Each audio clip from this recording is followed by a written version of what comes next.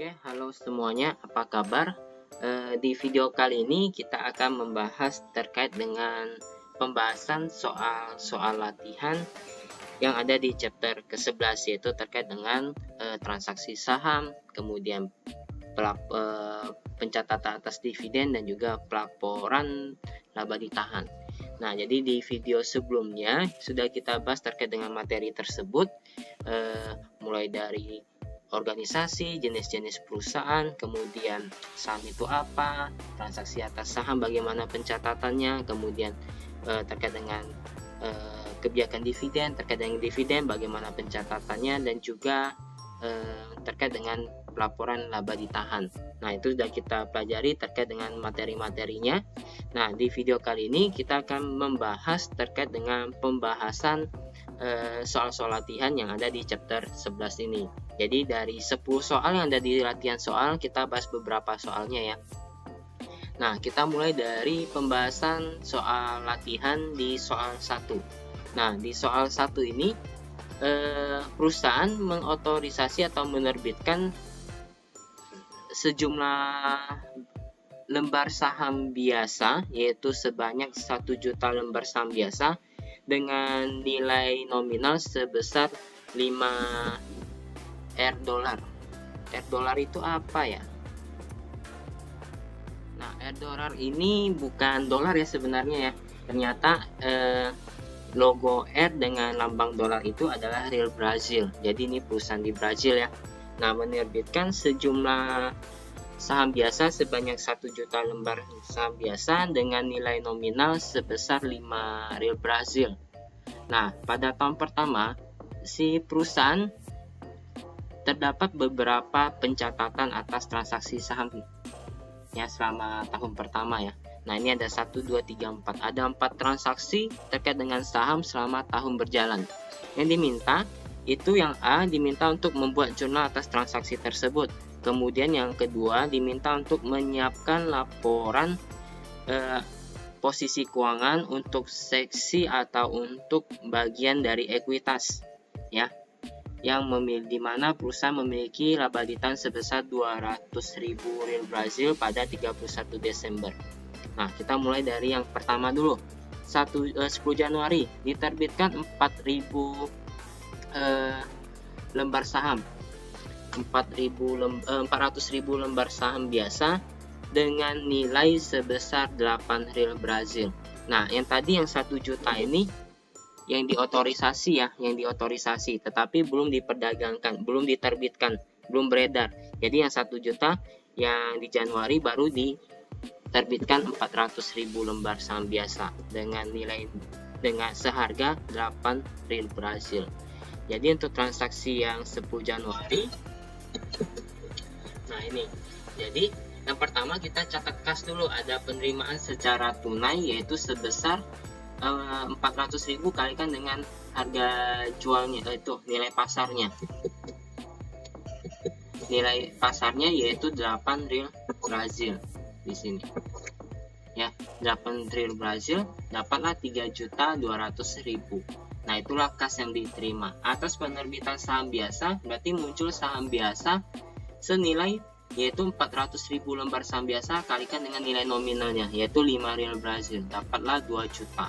Selisih antara nilai pasar dengan nilai nominalnya 1.200.000 kita catat ke share premium ordinary atau tambahan modal di store.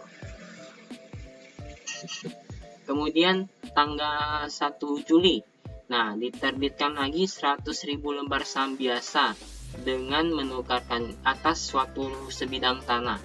Nah, sebidang tanah itu memiliki nilai penawaran sebesar 900.000.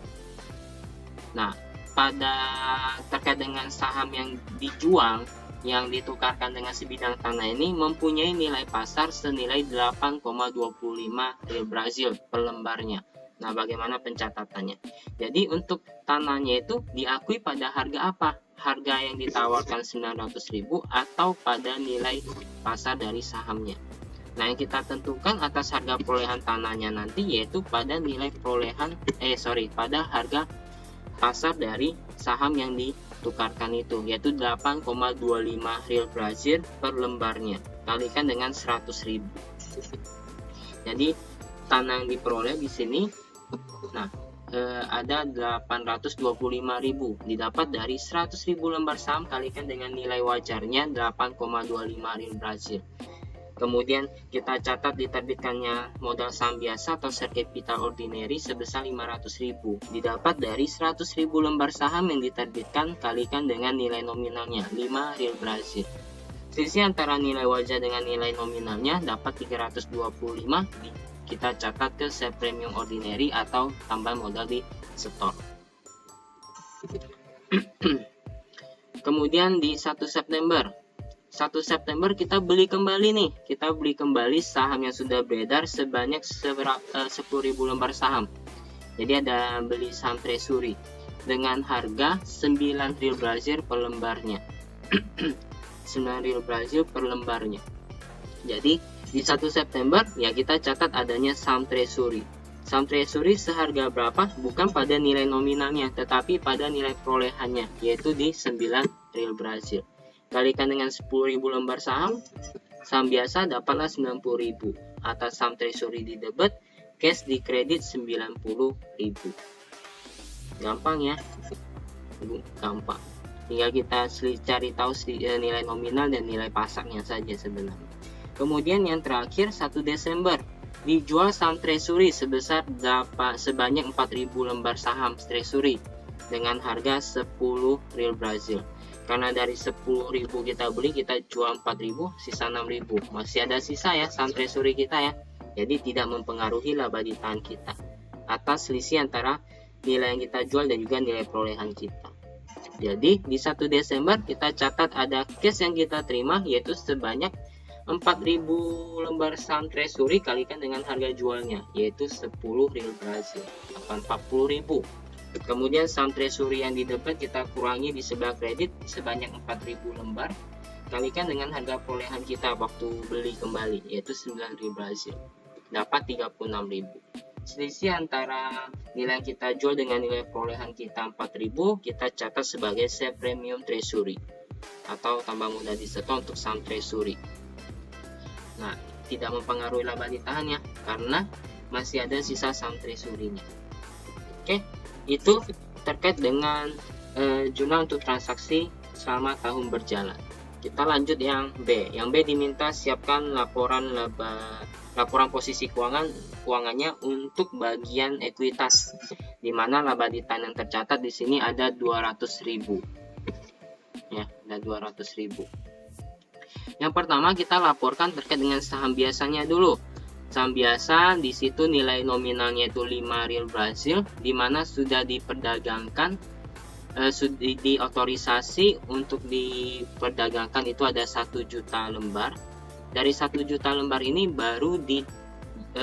dari 1 juta lembar ini yang masih beredar itu ada 494 saham.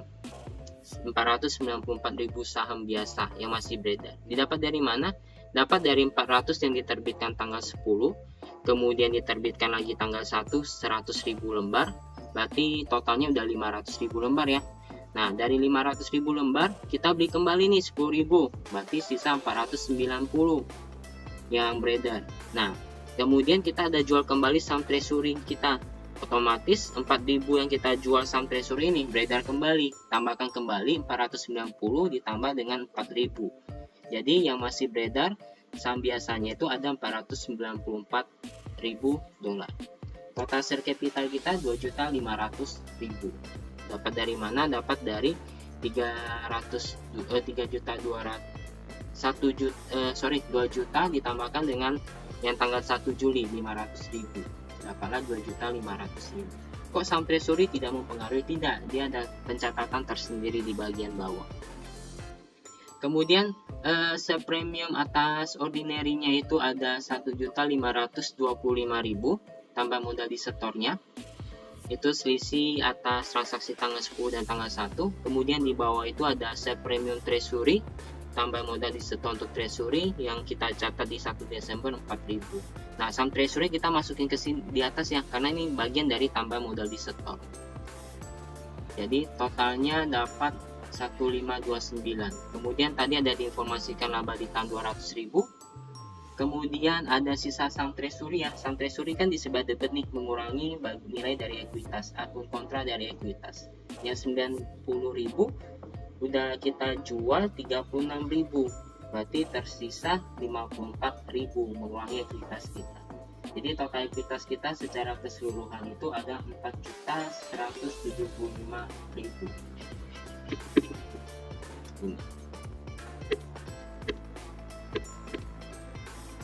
Oke, selesai untuk soal nomor 1 untuk poin A dan poin B. Nah, di sini ada informasi tambahan ya. Selisih lebih atas nilai wajar saham dengan nilai nominal saham itu kita sebut sebagai share premium atau tambah modal disetor. Nah, ada istilah lain lagi nih. Nah, yang belum saya sampaikan di video sebelumnya, yaitu ada sebutan untuk agio saham, di mana itu kalau kita akui sebagai agio saham apabila nilai wajarnya itu lebih besar dari nilai nominal. Jadi kalau kalian mau bilang itu share premium boleh, mau bilang agio saham ataupun tambah modal disetor juga nggak masalah. Benar juga di situ. Sedangkan kalau selisih kurang atas nilai wajar saham dengan nilai nominal saham disebut disagio saham. Sorry, ini ada typo ya. Ini disagio saham atau share discount.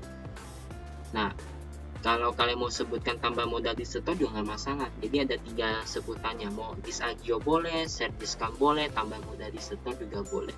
Untuk agio saham dan disagio saham juga biasanya disebut sebagai tambah modal disetor. Nah, jadi nggak ada salahnya kalau saya sebut itu tambah modal disetor.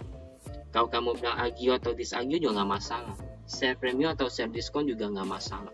Gitu. Nah, itu terkait dengan soal nomor 1. Kita lanjut ke soal berikutnya. Oke, kita lanjut ke soal nomor 2 ya. Nah, soal nomor 2. Nah, ini terkait dengan transaksi selama tahun 2017 yang diminta. Nah, kita baca dulu deh soalnya. Nah, ini soal nomor 2. Di 1 Januari 2017 perusahaan memiliki informasi terkait ekuitas, rekening ekuitas sebagai berikut.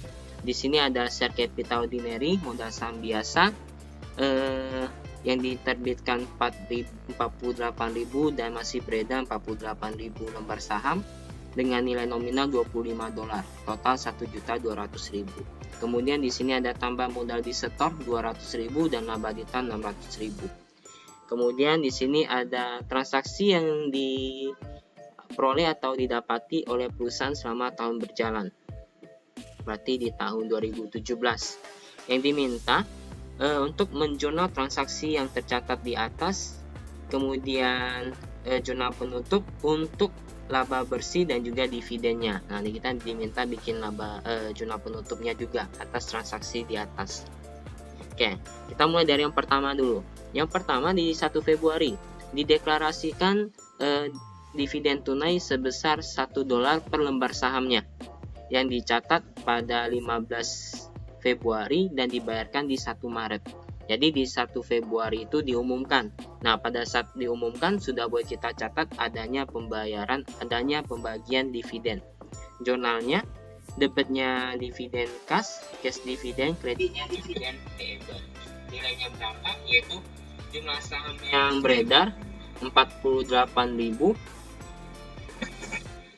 kalikan dengan $1 dividen yang diberikan. Dapatlah 48.000. Nih, $1. Kemudian di 1 Maret dibayarkan dividen yang sudah dideklarasikan atau diumumkan di bulan Februari. Berarti yang terkait dengan 1 Februari ini. Nah, jurnalnya berarti bayar dividen. Berarti dividen yang sudah dicatat yang kita tampung ke hutang dividen ya kita lunaskan. Debitnya hutang dividen atau dividen payable, kreditnya cash 48.000. Ini Februari. Kemudian 1 April diumumkan adanya share split atau stock split dengan perbandingan 5 untuk 1 lembar saham atau 1:5. Nah, share splitnya itu pada saat stock splitnya itu diinformasikan bahwa market price atau harga pasar dari saham tersebut sebesar $36 untuk per lembarnya. Nah, bagaimana untuk jurnalnya? Tidak perlu dilakukan jurnal. Kan sudah disampaikan ya, untuk stock split itu tidak perlu dilakukan jurnal. Paling-paling kita informasikan terkait dengan perubahan jumlah lembar saham dan juga nilai nominal sahamnya setelah dilakukannya stock split. Jadi tidak ada jurnal, terkait cuma penyajian informasi aja sih di sini. Nah, akibat stock split yang 1:5 ini sebelumnya kan tercatat saham yang beredar ada 48.000 ya. Dengan nilai pasarnya, nilai nominalnya 25 dolar. Ini $25. Berarti setelah stock split 1:5, yang satu lembar saham dipecah jadi 5. Berarti 48.000 ini kalikan dengan 5. Setelah stock split jumlah saham yang beredar menjadi 240.000. Kemudian nilai nominalnya yang 25.000 dipecah jadi 5. Berarti 25 bagi 5 tercatat nilai nominal yang baru yaitu $5. Itu total saham yang tercatat, modal saham tercatat ya tetap sama 1.200.000. Terus nilai pasarnya gunanya untuk apa? Tidak ada fungsinya, tidak ada kita kalau digunakan bisa. Berarti 36.000-nya ini nilai pasar yang sebelumnya satu lembar 36.000, setelah stock split berarti bukan 36.000 lagi, melainkan $36 dibagi dengan 5 lembar saham, dapatlah segitu 7,2 ya kalau nggak salah, itu $7,2 harga pasarnya setelah dilakukan stock split untuk pelembar sahamnya. Jadi 1 April itu no entry. Tanggal 1 Juli dideklarasikan lagi nih dividen saham, yaitu sebanyak 10% atas saham biasa yang dicatat pada 15 Juli dan didistribusikan di 31 Juli. Pada 1 Juli harga pasar marketnya itu harga pasar dari saham yang harga pasar dari saham perusahaan yaitu sebesar $7 per lembarnya. Jadi tinggal dikalikan nih. Karena udah stock split berarti kita hitung harga saham yang pakai stock split ya di sini. Berarti di sini tinggal dikalikan. Berarti saham yang tercatat 240.000 kalikan dengan 10% kalikan dengan harga pasarnya $7, dapat berapa di situ? Berarti saya coba hitung dulu.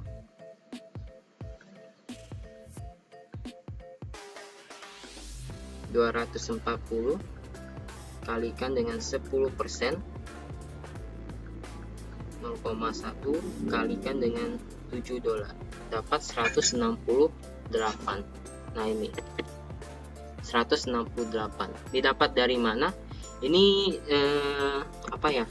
ini terkait dengan perhitungan yang sebelum stock split ya. Dia pakai acuan sebelum stock split, tetapi ujung-ujungnya juga dihitung berdasarkan yang pakai angka yang belum di stock split, tetapi dasarnya ya tetap di jumlah saham setelah stock split ini gitu. Jadi dihitungnya dapat dari mana untuk dividen sahamnya? Dividen sahamnya itu dihitung dari jumlah saham yang beredar yaitu 240.000 lembar saham kalikan dengan persentase saham dividennya 10% kalikan dengan nilai wajarnya $7, dapatlah 168. Kemudian saham biasa didistribusikan sebagai dividen itu berapa nilainya? Dihitung dari 240.000 kalikan dengan 10% kalikan dengan $5 itu. Nah ini kan udah di stock split nih, dikalikan 5 kalikan 5 kali 5 bagi 5 di sini ya. Jadi nggak usah dipusingkan untuk yang ini ya. Perhitungannya berarti 240.000 kalikan dengan nilai nominalnya yaitu $5 kalikan dengan 10%, karena persentase dividen sahamnya itu 10%, dapatlah 120.000. Nah, selisih antara nilai wajar dengan nilai nominalnya kita catat ke sell premium ordinary atau tambahan modal di store 48.000. Oke, selesai untuk 1 Juli. Kita lanjut ke 31 Juli. Nah, yang 1 Juli. Dividen sahamnya itu didistribusikan di tanggal 30 Juli kan. Nah, 30 Juli bagaimana pencatatannya pada saat pendistribusian dividen sahamnya? Berarti di sini kita dividen ordinary share dividend distribuable-nya itu yang kita tampung di kredit pada saat 1 Juli, ya kita hapus karena udah berubah menjadi saham biasa karena sudah didistribusikan. Jadi ordinary share dividend distribuable di debit 120.000, kreditnya itu share capital ordinary 120.000 atau modal saham biasa. Kemudian 1 Desember ini banyak dividen ya. Nah, diumumkan atau dideklarasikan dividen saham senilai 0,4 per lembarnya untuk masing-masing pemegang saham yang dicatat pada tanggal 15 dan dibayarkan pada 5 Januari 2018.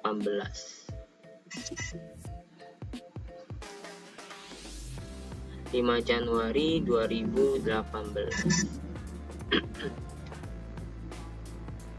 Oh sorry, ini bukan dividen saham ya, dividen tunai ya. Sorry, ini dividen tunai, ini cash dividend ya, ini cash dividend. Nah, cash dividennya itu senilai 0,4 dolar per lembarnya ya. Tinggal kita catat pada 1 Desember dideklarasikan, berarti adanya dividen di sebelah debit, cash dividennya, kreditnya itu karena belum dibayarkan, baru diumumkan tampung ke dividen payable atau utang dividen. Dapat dari mana? Didapat dari 240 lembar saham, 240.000 lembar saham ditambahkan dengan dividen saham. Berarti ini dividen saham sudah dibagikan dalam bentuk saham, sudah menjadi saham, berarti bertambah lagi 10%-nya. Di sini ada penambahan saham atas dividen saham sebelumnya itu sebesar 10%. Baru dikalikan dengan 0,4 dolar. Nah, jadi 240 ditambah 10% kalikan dengan 0,40 dolar. Dapatlah cash dividen yang dibayarkan, dividen tunai yang dibayarkan yaitu senilai 105.600 dolar. Gitu. Oke, selesai untuk transaksi selama tahun berjalan. Kemudian di 31 Desember diinformasikan ada laba bersih sebesar 350.000 dolar. Nah, bagaimana kita bikin closing entries-nya atau jurnal penutupnya? Berarti yang tentunya kita tutup apa saja, yaitu tutup laba bersih ke laba ditahan. Kemudian kita tutup dividen juga ke laba ditahan. Jadi net income-nya berapa? Yang tadi 350 ya.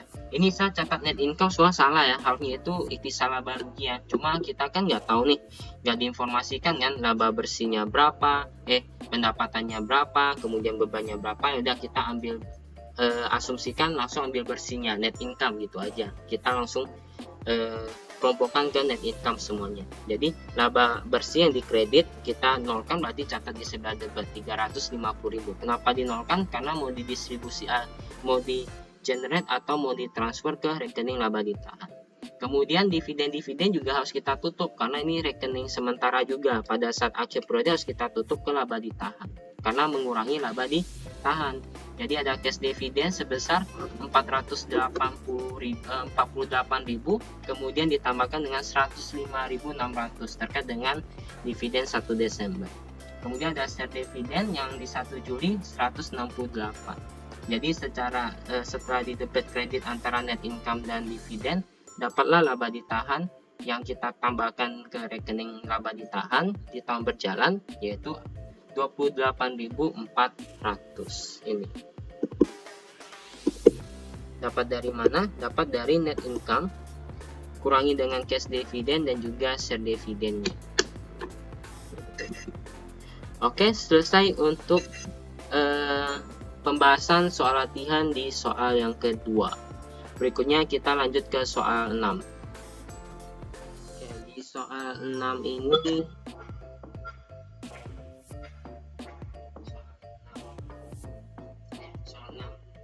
1 Januari 2017 bagian dari ekuitas Virgin ESE menunjukkan bahwa share capital ordinary atau modal saham biasa dengan nilai nominal 5 dolar tercatat totalnya itu ada 1.500.000 dolar. Kemudian ada tambah modal di setornya 1 juta dan juga laba ditahan 1.200.000. Selama 1 tahun berjalan, berikut ada transaksi terkait dengan pencatatan saham yang didapati oleh perusahaan. Itu ada 3 transaksi. Yang pertama terkait dengan treasury stock yang ini ya. Nah, yang diminta itu yang pertama diminta untuk mencatat jurnal atas transaksi saham treasury-nya. Kemudian yang B diminta untuk melakukan restatement atas transaksi dari 1 September. Asumsikan pencatatan kembali ya di 1 September. Asumsikan saham treasury yang dijual itu di 9 dolar per lembarnya, bukan 10 dolar per lembarnya. Gitu. Kita mulai dari yang 1 Maret dulu. 1 Maret dibeli 50.000 lembar saham secara tunai dengan harga 12 dolar. Kalau saham treasury berarti tinggal dikalikan 50.000 lembar kalikan 12 dolar. Dapatlah saham treasury-nya di debit, kreditnya kas 600.000. Tinggal dikalikan saja. Ya. Kemudian yang Juli, 1 Juli dijual 10.000 lembar saham treasury secara tunai dengan harga 14 per lembarnya, 14 dolar. Berarti kas yang kita terima ya 10.000 lembar kalikan 14 dolar. Saham treasury yang berkurang berarti 10.000 kalikan dengan 12 dolar. Selisihnya kita tampung ke share premium treasury atau tambah modal di setor untuk treasury. Nih, kas yang kita terima 140 dapat dari 10.000 kalikan 14. Saham treasury-nya pada harga puluhan 12 dolar kalikan dengan yang dijualkan 10.000 lembar dapat 120. Selisihnya 20.000 catat ke share premium treasury atau tambah modal di setor untuk treasury. Ini gampang ya. Kemudian 1 September dijual 8.000 lembar saham treasury dengan secara tunai dengan harga 10 dolar per lembarnya. Berarti kas yang kita terima 8.000 kalikan dengan 10 dapat 80.000. Kemudian saham treasury yang berkurang 8.000 kalikan dengan 12 dolar. Kemudian selisihnya kita tampung ke share premium treasury. Nih, 8.000 untuk kas yang kita terima, saham treasury-nya 12.000 kalikan 8.000 dapat 96.000. Selisihnya kita dapatkan share premium treasury. Jadi atau istilah lainnya itu apa ya? Modal tambah modal di setor untuk treasury. Berarti treasury-nya yang 20.000 di kredit kita dapatkan 16.000, sisa 4.000. Sisa 4.000 ya. Share premium treasury-nya atau tambah modal di setor untuk treasury.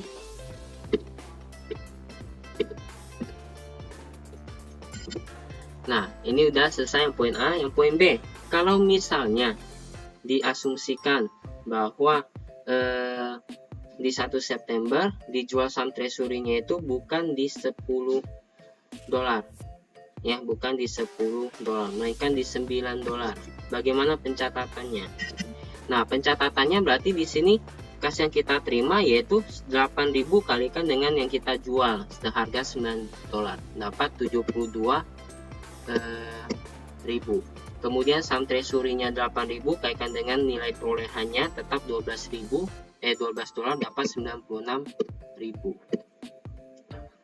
Nah, kemudian ada share premium treasury. Ya, share premium treasury-nya berarti di sini ada selisihnya ya. Ya, benar ya. Berarti dari selisih antara nilai perolehan dengan nilai yang dijual itu ada kas yang saya ulangi. Jadi kas yang diterima itu 72.000 atas saham treasury 96.000. Berarti ada selisih 24.000 ya. Nah, 24.000 kan sebelumnya tercatat share premium treasury 20.000 di sini ya. Di kredit. 20.000. Nah, dari 24.000 kan habis terpakai 20.000. Nah, 20.000 itu kita debitkan share premium treasury-nya 20.000. Nah, selisihnya itu baru kita catat ke laba ditahan, yaitu sebesar 4.000. Jadi tidak ada share premium treasury ataupun tambah modal di sebelah atas saham treasury itu yang dicatat di sebelah debit.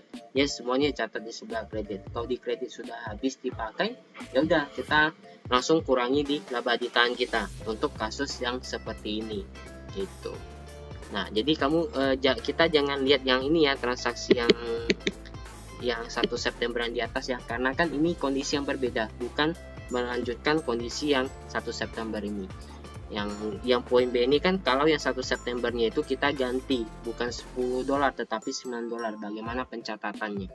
Jadi ya kita patokan di share premium treasury tanggal 1 Juli yaitu 20.000. Karena ada selisih antara harga poin dengan harga yang dijual 24.000, berarti ya 20.000-nya kita habiskan share premium treasury-nya.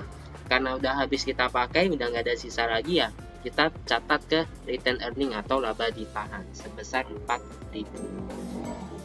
Nah, ini terkait dengan pembahasan soal latihan. Ini ada beberapa soal latihan yang sudah kita bahas sama-sama, yaitu ada soal nomor 1, nomor 2, dan nomor 6. Nah, sisanya kan coba pelajari sendiri, kan coba pahami sendiri, coba dikerjakan. Kalau ada yang tidak dimengerti atau ada yang dibingungkan terkait dengan soal-soal yang lainnya, bisa kita bahas, kita diskusikan sama-sama di grup WhatsApp gitu. Jadi untuk video kali ini terkait dengan pembahasan soal latihan sudah selesai ya. Jadi tinggalkan pelajari sendiri, kalian dalami sendiri. Kalau ada yang tidak dimengerti, silahkan ditanyakan, didiskusikan di grup WhatsApp. Saya ulangi. Jadi untuk video kali ini terkait dengan pembahasan soal-soal latihan selesai. Saya akhiri sampai di sini dan saya ucapkan terima kasih atas waktunya. Sampai jumpa semuanya.